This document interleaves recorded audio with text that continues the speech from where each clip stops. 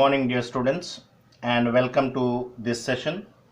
In this session, we are going to continue with our discussion of Act 2, Scene 1 of the play The Merchant of Venice.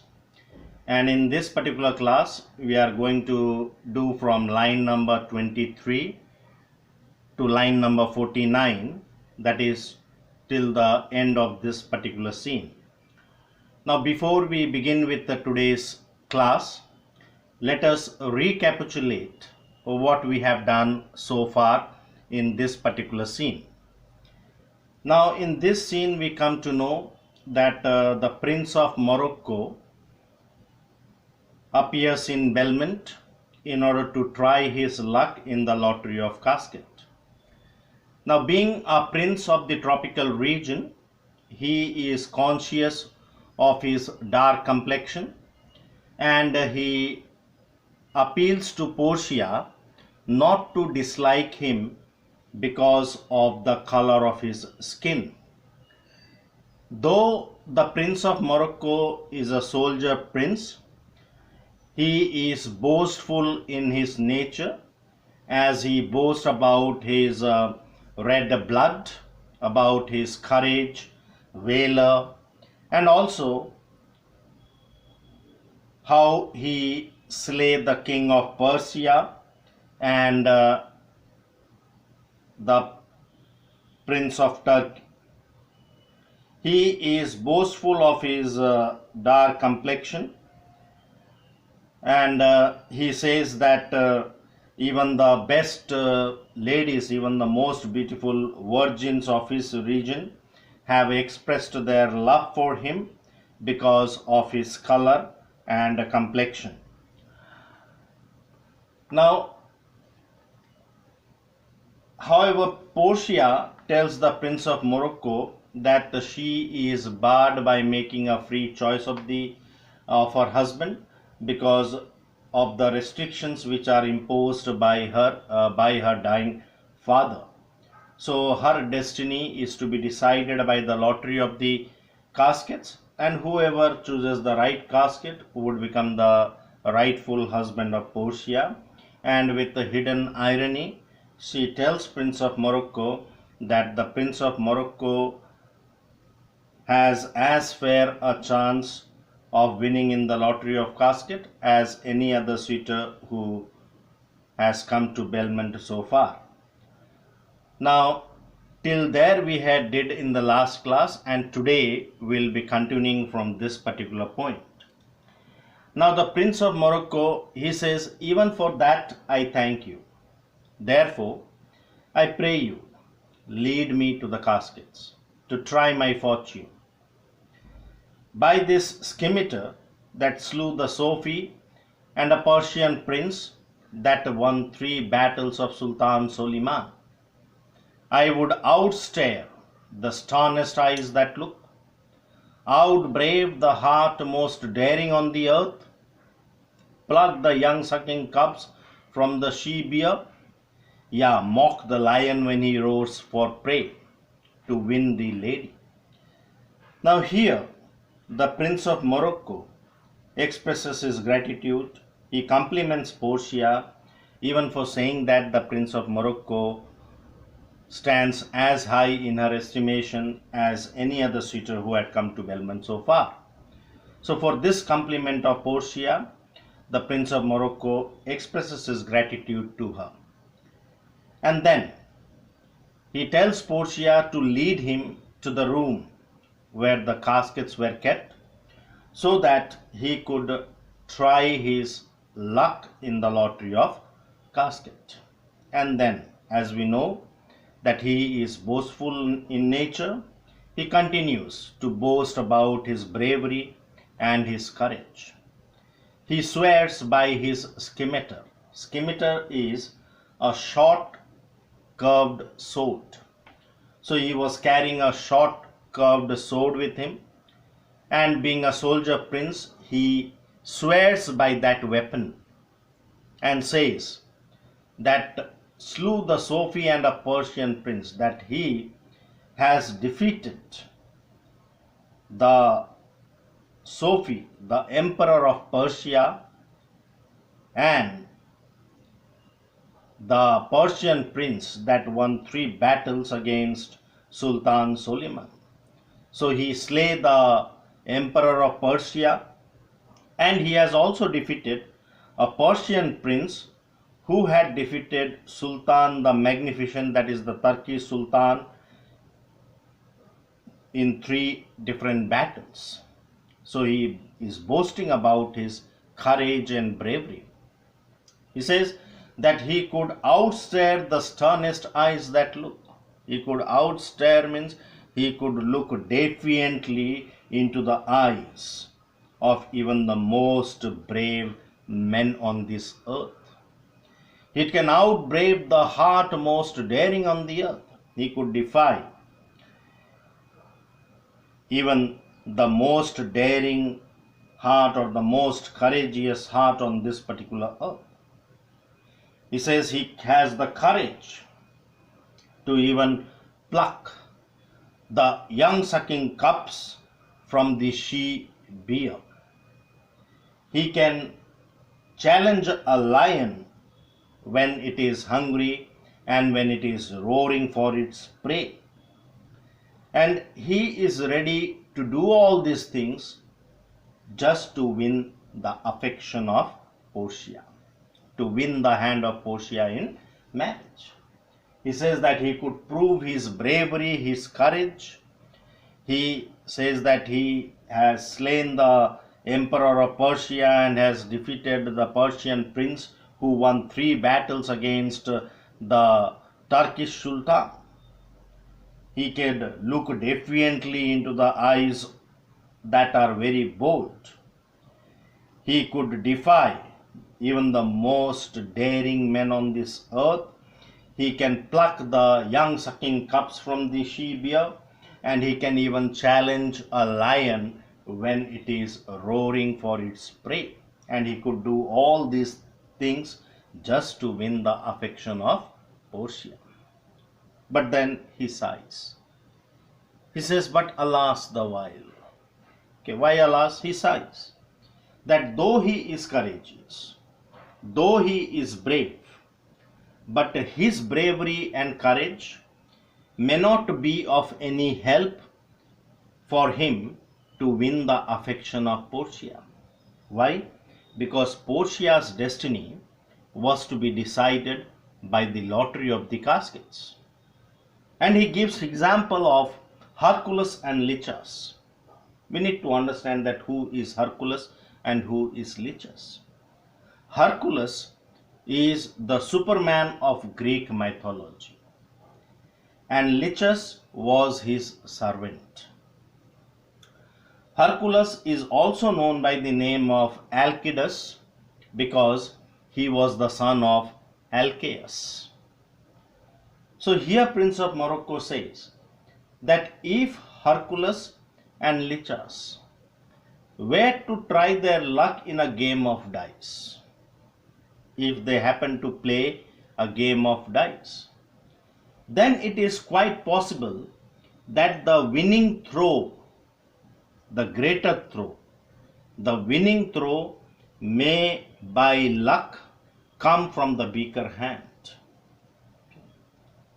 And if that can happen, that means that Alcidas, Hercules, would be beaten, would be defeated by his own servant, that is Lichas. Page means servant.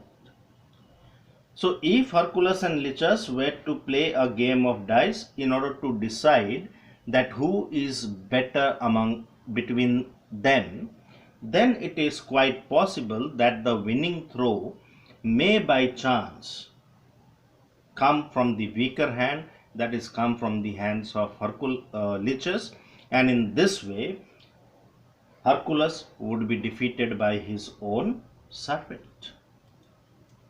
And so, following this fashion, it is possible that though the Prince of Morocco is brave, courageous, though he deserves Portia by his birth, by his bravery, by his courage, and by his love, yet he may fail in the lottery of casket, because in his case he is being led by blind fortune.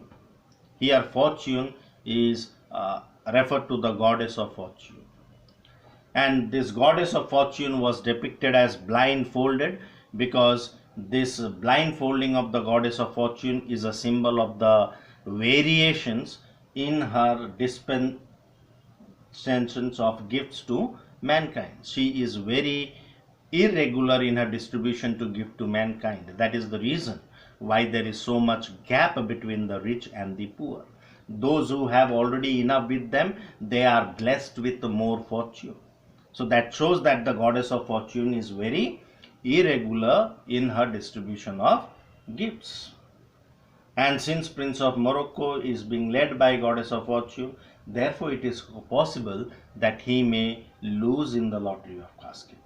And the same lottery of casket may be won by someone who is not even worthy of attaining the hand of Portia in marriage. And if this happens, so if he misses in the lottery of casket, which someone less worthy may gain, then the Prince of Morocco would die out of grief. However, Portia then tells Prince of Morocco that he must take his chance and either not attempt to choose at all or swear before you choose that if you choose wrong, never to speak to lady afterward in way of marriage. So one of the conditions of participating in the lottery of the casket was that if a suitor fails to make the correct choice of the casket, then he has to take the oath that he would never speak to any lady in the way of marriage. He cannot marry any other lady for the rest of his life. So Portia tells Prince of Morocco that he must take his chance. He can make an attempt to choose in the lottery of casket, or he may go completely without it. But if he decides to participate in the lottery of the casket, then he has to swear that if he chooses wrong, he would never speak to any lady afterward in way of marriage, and therefore be advised. So she is giving this advice to Prince of Morocco. Actually, why this advice? Because in other terms we can say that she is scaring the Prince of Morocco. She is alarming the Prince of Morocco so that the Prince of Morocco does not participate in the lottery of the casket, because Portia has no liking for him and she does not want to marry a man of such complexion. However, Morocco has made up his mind and he says nor will not. Nor will not means he is making use of double negative here, nor and not, for the sake of emphasis. And he says that if he fails, he will never ask anyone else to marry him.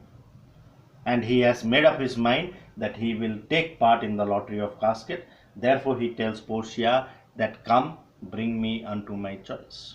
Okay, show me the casket so that I may try to choose the casket. However, Portia then first forward to the temple. After dinner, your hazard shall be made. So she tells that first the Prince of Morocco must go along with her to the temple so that he could swear to follow the conditions which were laid down by her father for participating in the lottery of casket. And she tells Morocco that after dinner he would be led to the casket room where he could take the risk of choosing the casket. So temple here, the private chapel where oath is to be taken. And the word temple is used by Portia here because it is more likely to be understood by the Prince of Morocco and perhaps more agreeable to him because he belongs to the tropical region. And Morocco also, he says, good fortune then to make me blessed or cursed among men. So he says that good fortune because now he considers the lottery of the casket to be a matter of luck, and he says that it is now in the hands of fortune to make him blessed or cursed among men. So if he wins in the lottery of casket, he will be blessed, and if he loses, he would be the most cursed person. Saying this, there is blowing of coronets and they exit. Okay. So this brings us to the conclusion of this scene, and let us try to understand the character of the Prince of Morocco. What do we come to know about the Prince of Morocco from this particular scene? The Prince of Morocco, we know he is a person from the tropical region. Being a person from the tropical region, he is conscious of his dark skin, which according to him is the gift of the sun under whose direct rays he was born and brought up. And that is the reason why in the beginning of this scene he tells Portia not to dislike him just for the color of his skin. And he is proud of his dark complexion because the most valiant men on this earth have feared him because of his complexion. The most beautiful ladies of his native place have expressed their love towards him because of his complexion.